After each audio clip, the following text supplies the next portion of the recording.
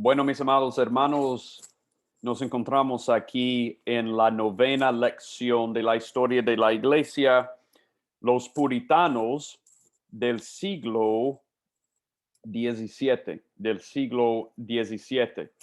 Aquí en la parte de arriba de la página, a mí me gustaría leer este pasaje de 1 de Pedro 2, 9 a 10, que indudablemente fue algo clave para los puritanos. Pedro nos dice: mas vosotros sois linaje escogido, real sacerdocio, nación santa, pueblo adquirido por Dios, para que anunciéis las virtudes de aquel que os llamó de las tinieblas a su luz admirable, vosotros que en otro tiempo no erais pueblo, pero que ahora sois pueblo de Dios, que en otro tiempo no habíais alcanzado misericordia, pero ahora habéis alcanzado misericordia.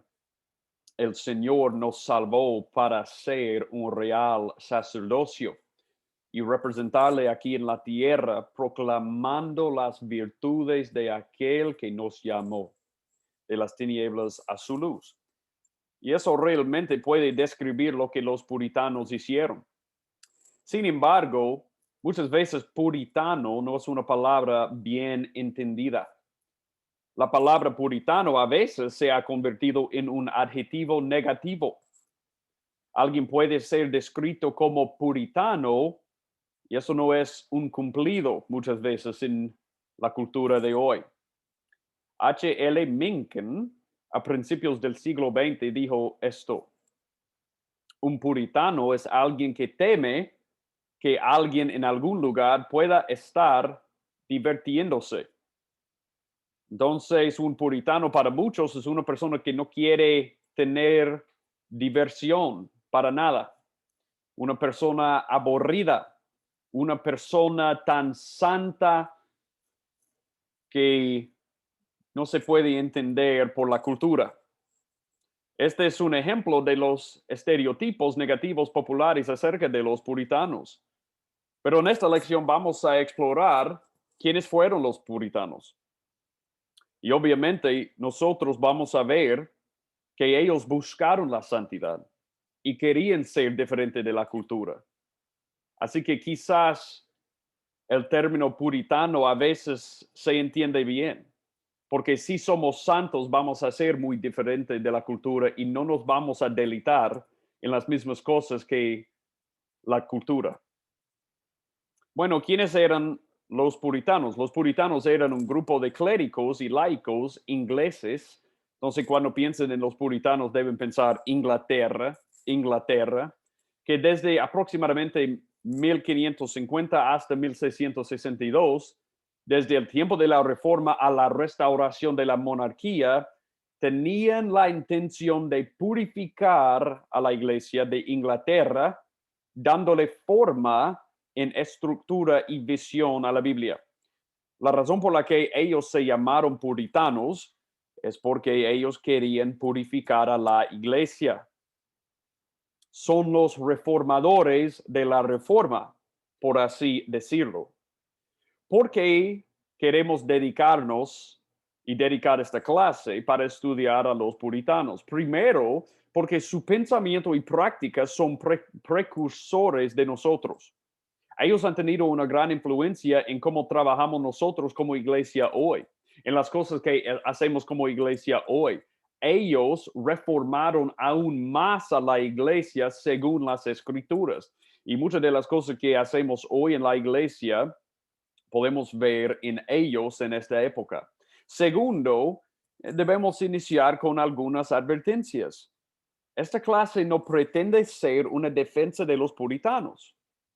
Como hemos visto en todas las personas que hemos observado, bueno, cada reformador, cada persona a lo largo de la historia de la iglesia, no importa lo bueno que hicieron, ellos han sido pecadores, eran pecadores, y podemos ver pecado en sus vidas. Estos puritanos estaban ciegos con respecto a muchas cosas. Y bueno, a pesar del hecho que estaremos de acuerdo con su teología, podemos ver puntos ciegos en sus vidas. Pero podemos aprender de lo bueno que ellos hicieron como lo malo. Y aquí es una lección para nosotros. ¿Cuáles son nuestros puntos ciegos? Si podemos evaluar las vidas de otras personas en la historia de la iglesia, eso nos ayuda de nuevo de evaluarnos a nosotros mismos para ver nuestros puntos ciegos. Bueno, para recordarnos de algo, y yo sé que hemos hablado de esto mucho, así que no nos vamos a demorar mucho tiempo aquí, pero dos puntos de la reforma que fueron muy importantes y claves para los puritanos eran la teología de la justificación sola fide o solo por la fe y la teología de las escrituras y la centralidad de la predicación, sola escritura, solo por la escritura. La reforma de Lutero, Calvino y otros restauraron la gran idea bíblica de la justificación, de ser declarados justos delante de Dios, y que esa justificación se recibe solo por la fe. Las buenas obras sirven como evidencia, pero las buenas obras no son efectivas en justificarnos. Las obras no tienen valor de mérito en la salvación, como enseñó la Iglesia Católica y todavía. La justicia no es nuestra, es la justicia de Cristo que ha sido imputada a nosotros. Y Lutero mismo llamó a esto el dulce intercambio, si ustedes recuerdan de la lección anterior. Anteriormente, también la Iglesia Católica Romana insistía en que la Biblia debía someterse a la autoridad de la Iglesia. Ellos pusieron la autoridad de la Iglesia por encima de la autoridad de la Escritura. Haciendo esto, ellos estaban prohibiendo la traducción a lenguas vernáculas y manteniéndola en manos del clero. Ellos no querían dar la Biblia a la gente en su idioma porque sabían lo que eso implicaría. Eso implicaría que ellos no tendrían la autoridad. Los reformadores argumentaron sola escritura, lo contrario, que la iglesia, el pueblo de Dios, debe someterse a la autoridad de la Biblia. Así la tradujeron a idiomas comunes para que las personas pudieran leerla por sí mismas. Lutero al alemán, Tyndale al inglés. Y vamos a hablar en esta lección sobre la Reina Valera, también en el español. La iglesia obtiene su autoridad de la Biblia, no al revés. La iglesia se somete a la autoridad de la Biblia. La iglesia no está por encima de la palabra de Dios. La iglesia se somete bajo la autoridad de la palabra de Dios. Y con la Biblia en manos de la gente, la interpretación del pastor de la palabra se convirtió en el foco de las iglesias puritanas. Es decir, ellos exaltaron la predicación como el centro del culto de adoración.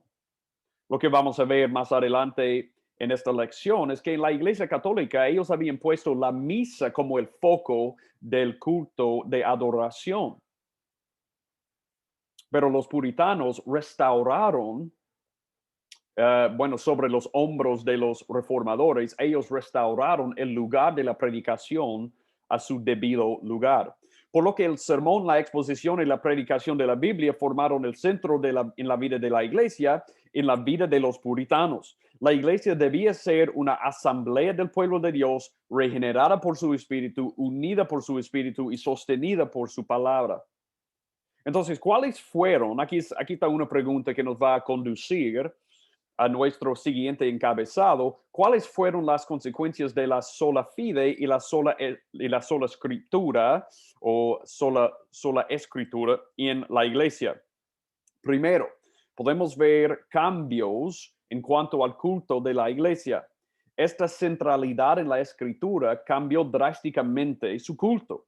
Como hemos dicho anteriormente, en el catolicismo romano, la misa y el bautismo de niños, no la predicación de la palabra de Dios, eran los medios de salvación. Por eso ellos pusieron la pila bautismal ahí en la puerta de la iglesia y el altar de la misa ahí en el centro del santuario, y el púlpito estaba ahí a un lado, y los sermones, si había uno, duraban de 5 a 10 minutos no más. Ahora la predicación de la palabra de Dios se trasladó al centro, Y esa es la razón por la que en las iglesias de hoy día, las iglesias protestantes, lo que encontramos en el medio del santuario, ahí en el frente, es el púlpito, y eso está comunicando el hecho de que vemos como el centro del culto la predicación de la palabra de Dios, porque estamos oyendo, estamos escuchando de la palabra de Dios. Y lo que Dios tiene que decirnos a nosotros es la cosa más importante que pudiéramos hacer en la adoración corporativa. Como ustedes se pueden imaginar, esto también cambió drásticamente el rol del pastor. Antes en la iglesia católica, el pastor tuvo que nada más asumir los roles de bautizar a los niños, oficiar la misa, predicar muy brevemente, pero con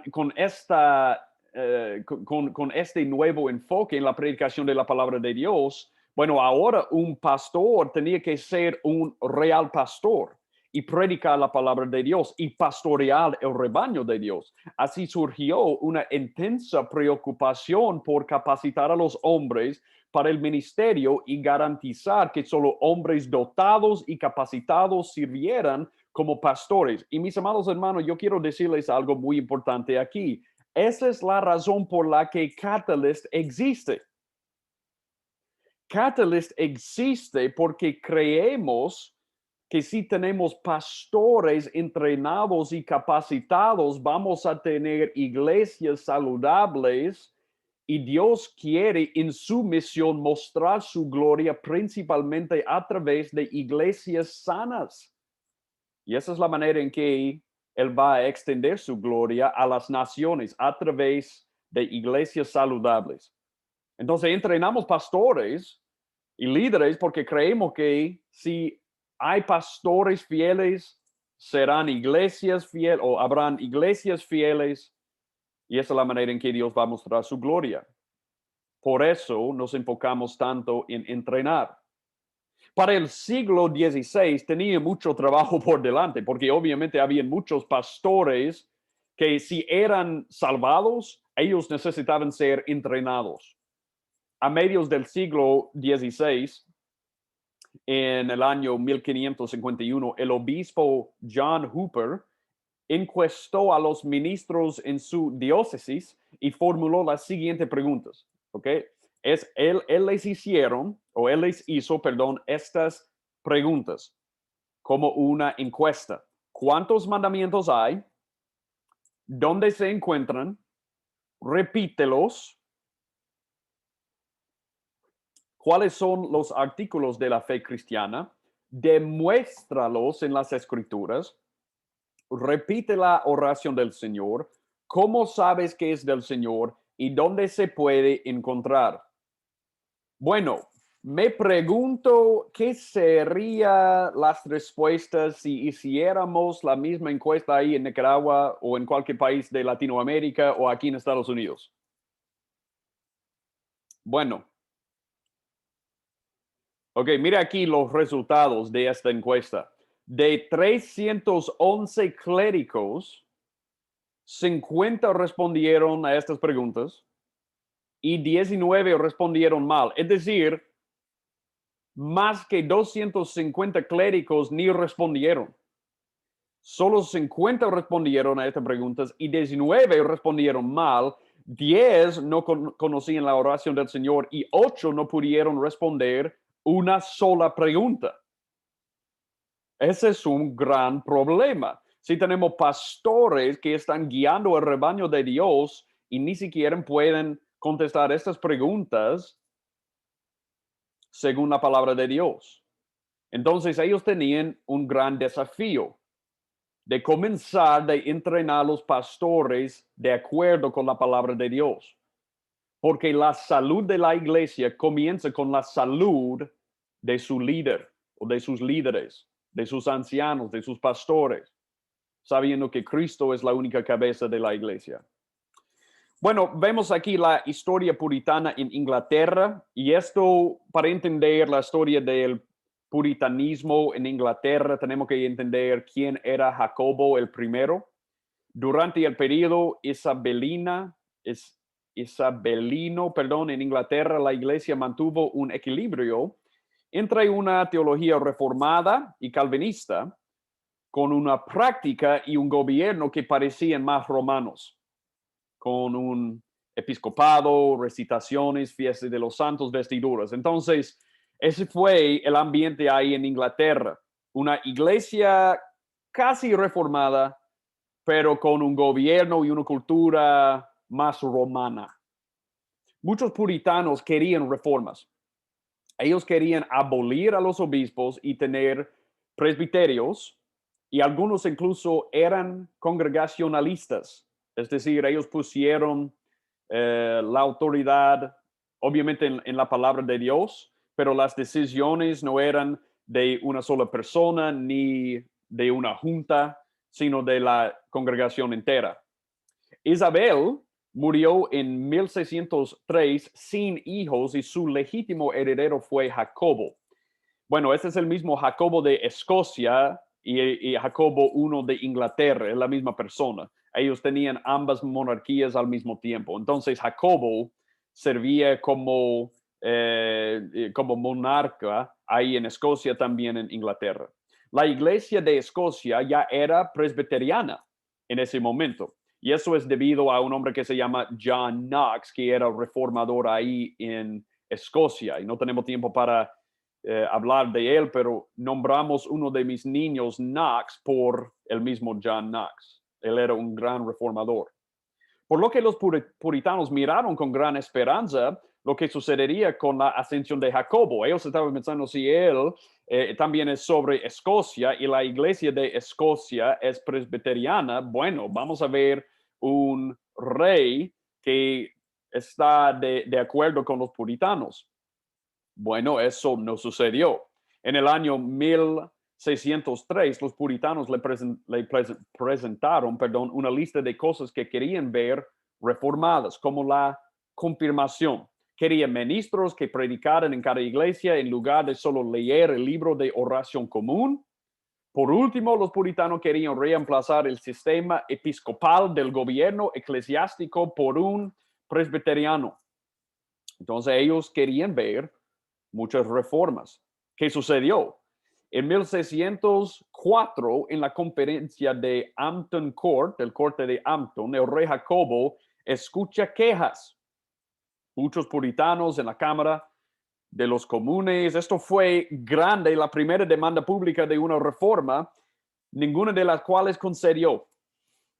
A pesar de sus esperanzas en Jacobo, él no les concedió ninguna de sus reformas, pero sí estableció un proyecto para producir la Biblia que se llama el King James Version de la Biblia, la versión del rey Jacobo.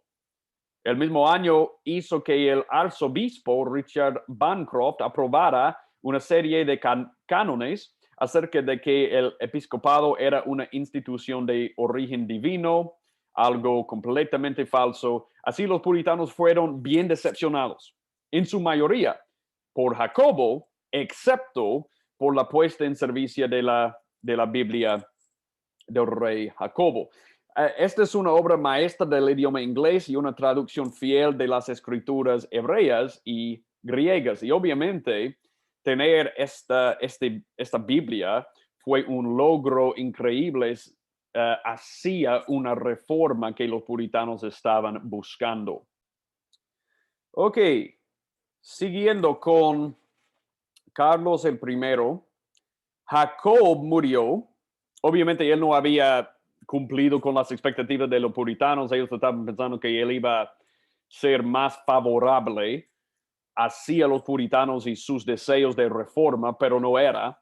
Y ahora tenemos Jacobo, él muriendo, y luego su hijo Carlos I llegó al trono. Y honestamente eso fue un paso atrás para la causa de la reforma de los puritanos, porque él se casó con una católica romana, la hermana del rey Luis de Francia, por lo que simpatizaba con muchas enseñanzas católicas, y también hubo una creciente presencia arminiana en la iglesia de Inglaterra que hizo énfasis en el culto ceremonial, el uso de los sacramentos, alta visión de la vocación clerical, que para muchos parecía una deriva romana. Los arminianos de muchas maneras no estaban de acuerdo con la reforma y no tenemos mucho tiempo para hablar de eso, pero es suficiente decir que ellos no estaban de acuerdo con la reforma.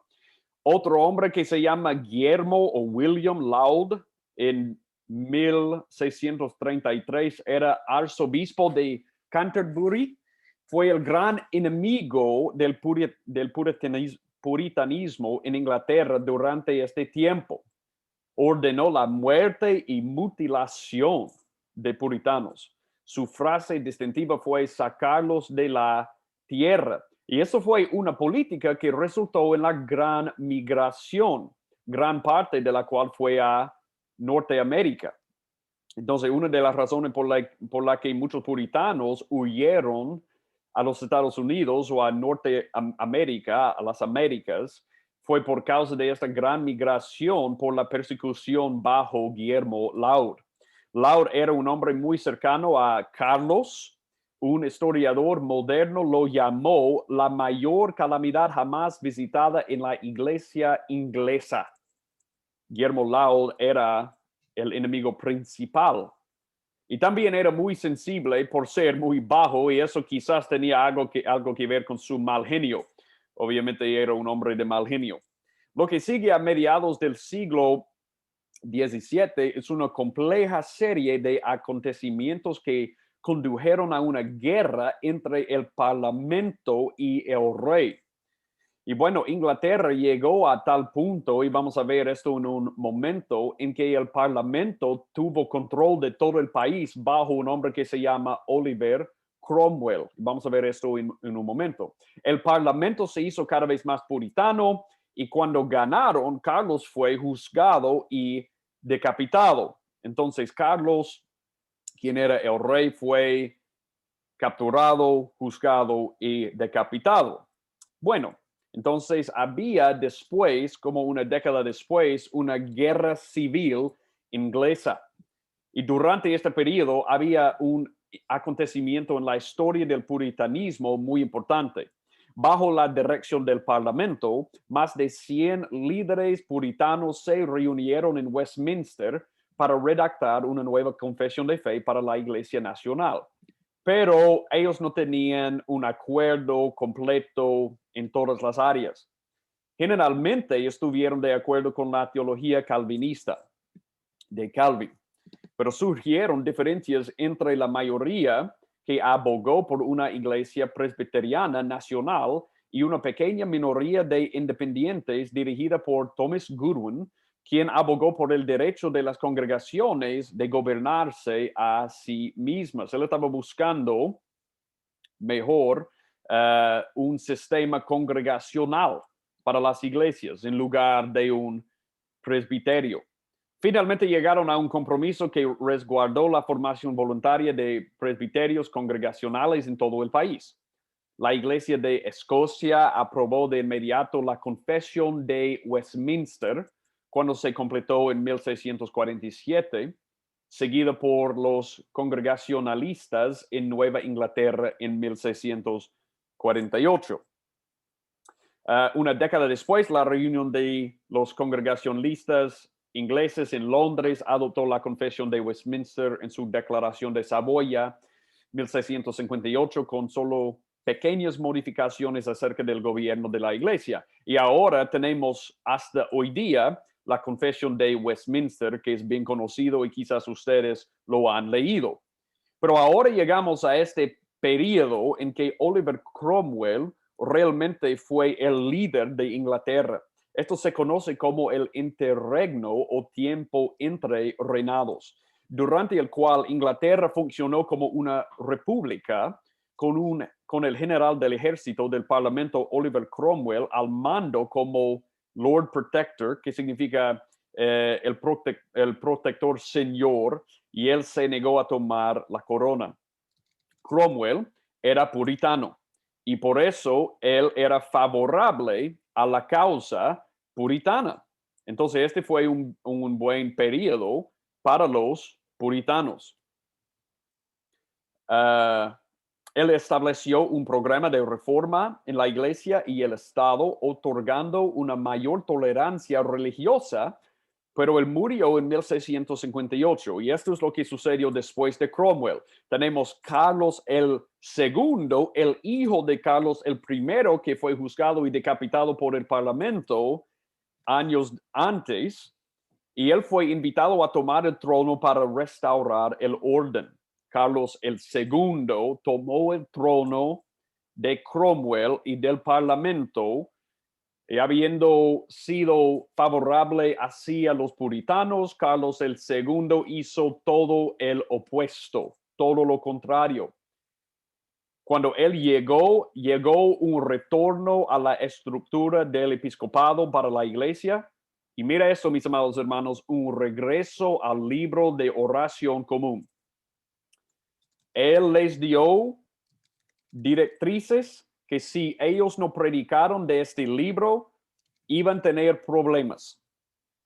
Él aprobó una ley que establecía que cada ministro debía aceptar cada palabra del libro de oración común o debía renunciar a su púlpito. Déjenme decir eso de nuevo, mis amados hermanos, porque ahora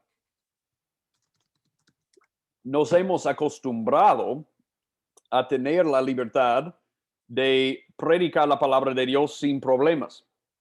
Pero él dijo, si ustedes no aceptan y usan el libro de oración común en los cultos de adoración, y el libro de oración común, como hemos visto, era nada más de obra humana, ellos tenían que renunciar a su púlpito. En el 24 de agosto, 2,000 de los 6,000 pastores en Inglaterra renunciaron en gran riesgo económico su púlpito y no podían estar cerca de las personas que pastoreaban.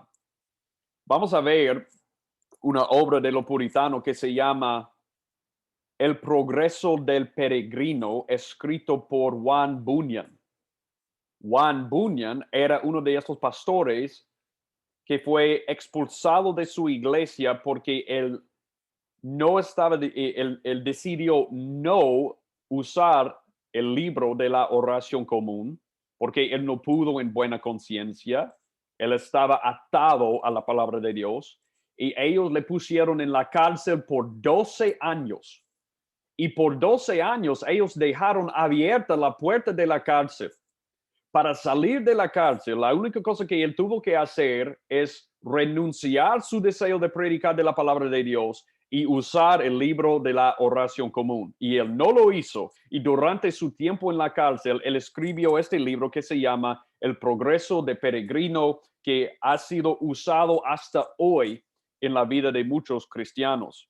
Lo que sucedió fue la gran expulsión.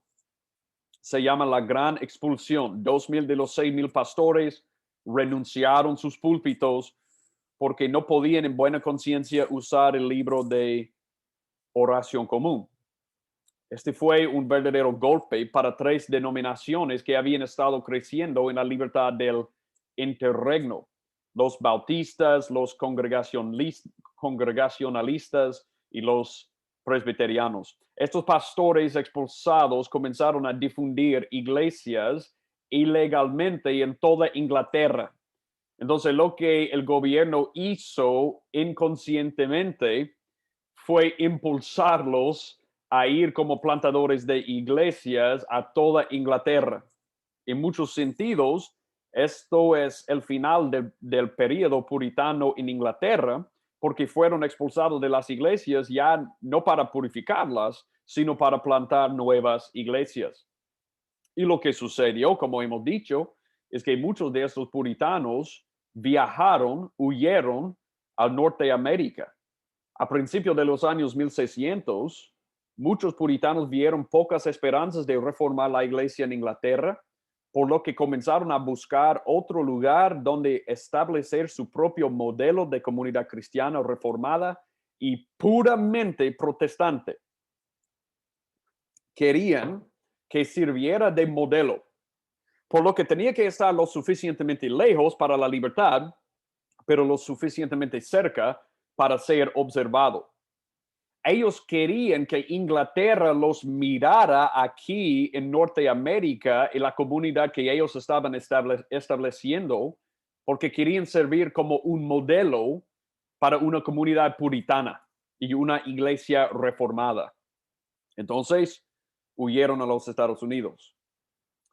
Bueno, aquí tenemos una historia puritana en los Estados Unidos y tenemos una cita que realmente nos muestra cómo fue esa despedida el día de que muchos puritanos salieron de Inglaterra para ir a Norteamérica. Yo voy a leer esta cita aquí. Al día siguiente subieron a bordo y sus amigos con ellos. Ahí fue verdaderamente triste ver esa desconsolada y desolada despedida. Escuchar lo que suspiraban, sollozaban y oraban, lágrimas brotaban de los ojos y discursos decisivos perforaban el corazón del otro. Esa cantidad de extraños que se paraban en la llave como espectadores no podía evitar las lágrimas. Pero la marea, que no espera a ningún hombre, los llamaba. Su reverendo cayendo de rodillas a todos y todos con él, con las mejillas llorosas, los felicitaban con las más fervientes oraciones al Señor y su bendición. Y luego, entre abrazos y muchas lágrimas, se despidieron, lo cual resultó ser la última salida para muchos de ellos. Ellos vinieron o viajaron a Norteamérica y establecieron una colonia en un estado que se llama Massachusetts. Y bueno, él navegó en el Arbella, dirigido por John Winthrop. Él se convirtió en el gobernador durante la mayor parte de las dos primeras décadas de los puritanos en Norteamérica. Winthrop se describió a sí mismo y a su congregación como una compañía que profesa ser miembro de Cristo. Y mira, aunque creía que el Señor era su Dios y se deleitaba en habitar entre ellos como su pueblo y ordenaba una bendición sobre ellos en todo sentido, Winthrop también invocó el juicio divino sobre él y sus hermanos cristianos en caso de faltar a su pacto con Dios. Ellos no estaban buscando una ruptura con la iglesia de Inglaterra, estaban buscando de cómo ser un modelo para ellos. Y eso no fue un acto de arrogancia estadounidense, fue una misión humilde. Ten en cuenta que reconocieron que aunque esperaban ser una luz en el mundo, si ellos no eran fieles a Dios, Él retiraría su bendición y fracasarían. Eso es la manera en que ellos pensaron. La gran migración de 10,000 puritanos huyeron durante el reinado de Guillermo Laud en la década de 1630. Bueno, debemos saber que hay muchos que piensan que los puritanos y los peregrinos son el mismo grupo de personas. No es así. Los peregrinos no eran iguales a los puritanos porque eran separatistas. Ellos no buscaban reformar la iglesia de Inglaterra o ser un modelo para ella. Buscaban ser independientes y separarse de ella. Pero una de las cosas más importantes para los puritanos y para entender los puritanos, tenemos que entender su idea del pacto. Su idea del pacto. El pacto fue esencial para la visión puritana de la iglesia y la vida cristiana. Las iglesias, las familias, el gobierno y la sociedad se organizaron en torno a la idea del pacto. Bíblicamente, y hemos hablado de esto en el módulo sobre la teología bíblica, bíblicamente un pacto es como un acuerdo. Para el individuo, uno es salvo porque Dios da la justicia de Cristo como expiación por su pecado y a su vez tienes fe en Dios. Ahora este es un pacto de gracia porque Dios también da la fe. Y por supuesto, Dios es fiel para no romper el pacto. Entonces, ese es un pacto como el nuevo pacto que hemos estudiado. La iglesia está compuesta por cristianos individuales que pactan juntos servir a Dios. Bueno, también hay un pacto más o menos que hacemos como cristianos juntos. Estamos de acuerdo de servir juntos a Dios. Pero ellos quisieron también, o ellos querían crear una comunidad de pacto. No entendían el pacto solamente como algo individuo entre un hombre y Dios, como el nuevo pacto. Y ellos no entendían solamente el pacto que hicieron juntos como una iglesia. Ellos querían tener una comunidad de pacto.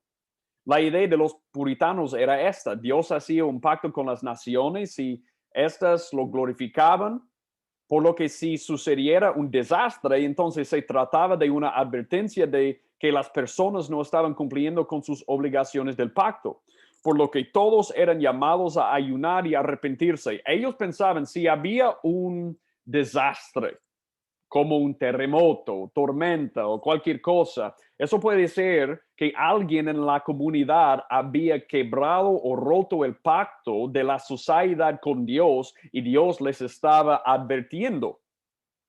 Así puedes ver cómo esta visión del pacto visualiza una sociedad que es holísticamente cristiana, donde tanto la vida secular como la sagrada están unidas en un pacto sagrado entre las personas y Dios.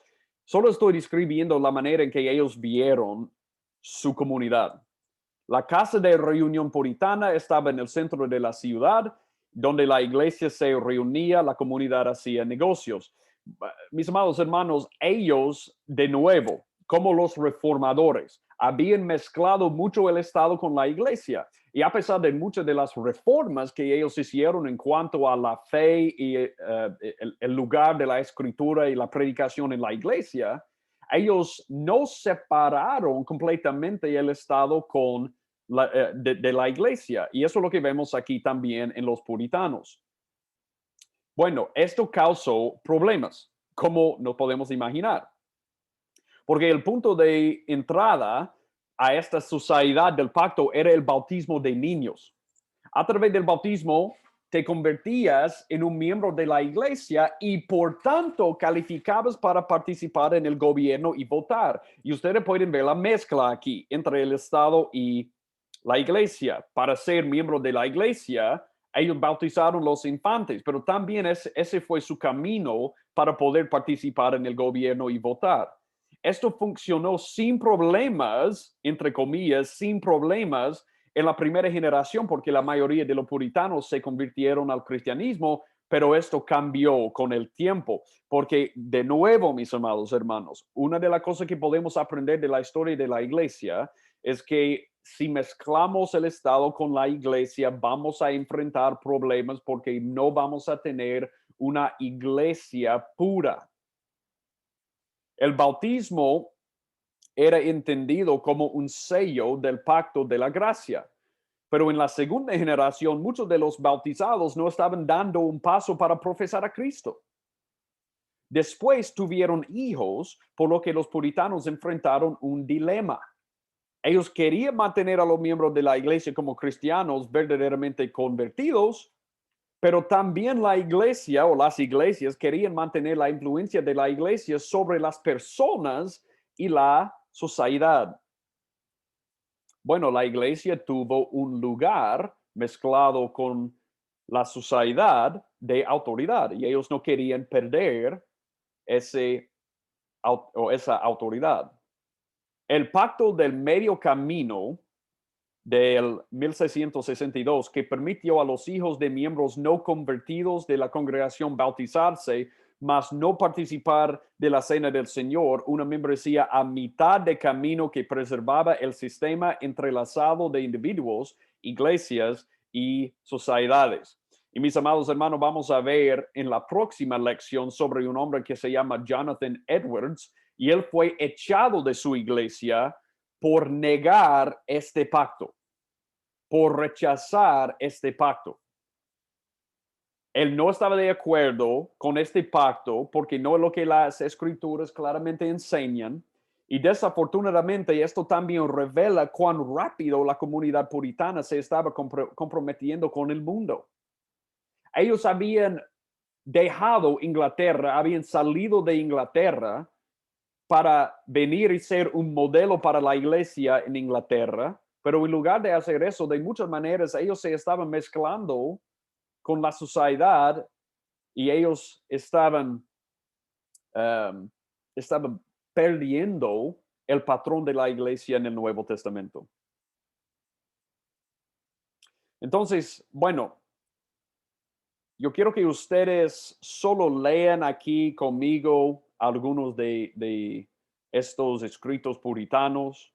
Obviamente, ellos tenían sus problemas, pero también ellos produjeron gran escritos y obras que han ayudado a los cristianos a lo largo de la historia cristiana hasta hoy día. Tenemos personas como John Owen, Juan Bunyan, como yo he mencionado, Ricardo Baxter, un llamado a los inconversos. Hay un libro devocional que se llama El Valle de la Visión, que yo les recomiendo. Había otro hombre que se llama Ricardo Sibbes. Él escribió una obra que se llama La Caña Cascada. Y otros más recientemente que han escrito sobre la espiritualidad y teología puritana. Uno en particular que se llama J.I. Packer, y él sugiere 6 áreas en las que los puritanos pueden instruirnos hoy. Yo quiero pasar estos más lentamente. Él dice, una de las cosas que podemos aprender de los puritanos son estas áreas siguientes. Primero, la integración de sus vidas cotidianas. Todo lo que pensaban, decían, hacían, era visto como sagrado. Todas las facetas de la vida para la gloria de Dios. Y mis amados hermanos, ustedes pueden anotar ahí 1 Corintios 10:31, donde Pablo nos dice que debemos hacer todo lo que hacemos, aún comer y beber o cualquier otra cosa, para la gloria de nuestro Dios. Y esa es una manera en que ellos vivieron. Ellos vivieron con todas sus vidas integradas en su fe. Ellos no tenían parte de su vida que fue secular y otra parte de su vida que no. Ellos sumergieron toda su vida en la fe.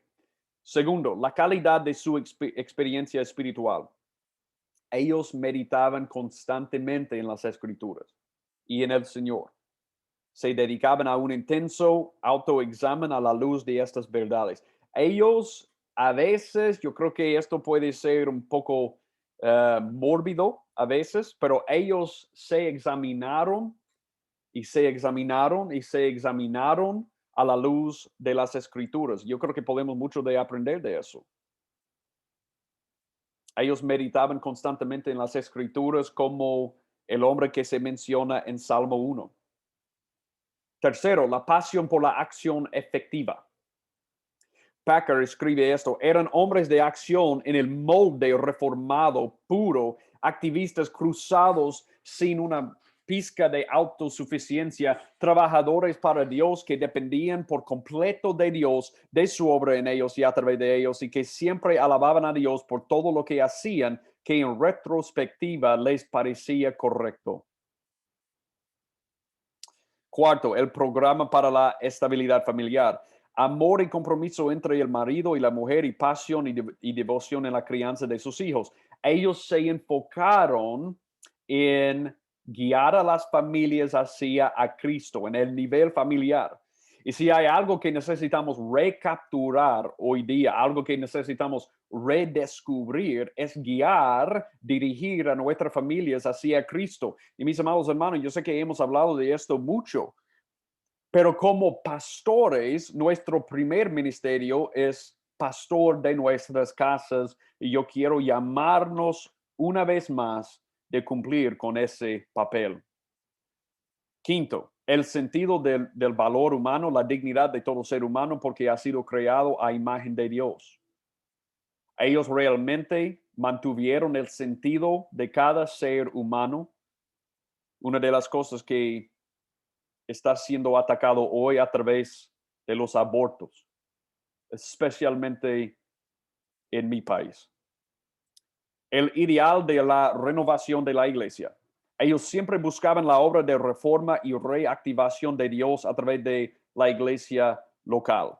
Mis amados hermanos, No debemos, como hemos dicho, buscar una reforma de nuestras vidas personales o de las iglesias locales una vez para siempre. Debemos dedicarnos a siempre estar reformando, siempre evaluando nuestras vidas a la luz de la escritura, siempre evaluando nuestras iglesias a la luz de las escrituras. Packer resume, el puritanismo fue esencialmente un movimiento para la reforma de la iglesia, la renovación pastoral y la evangelización y el avivamiento espiritual. Y además era una visión del mundo, una filosofía cristiana total. 3 notas finales. Primero, la soberanía de Dios. Ellos creyeron en la soberanía absoluta de Dios. El pacto fue establecido por Dios y no es un contrato que podamos romper, sino uno unilateralmente establecido y mantenido por Dios. Mis amados hermanos, una de las cosas de que debemos regocijarnos es que Dios en el nuevo pacto con nosotros en Cristo no nos va a dejar y no nos va a dejar perderse.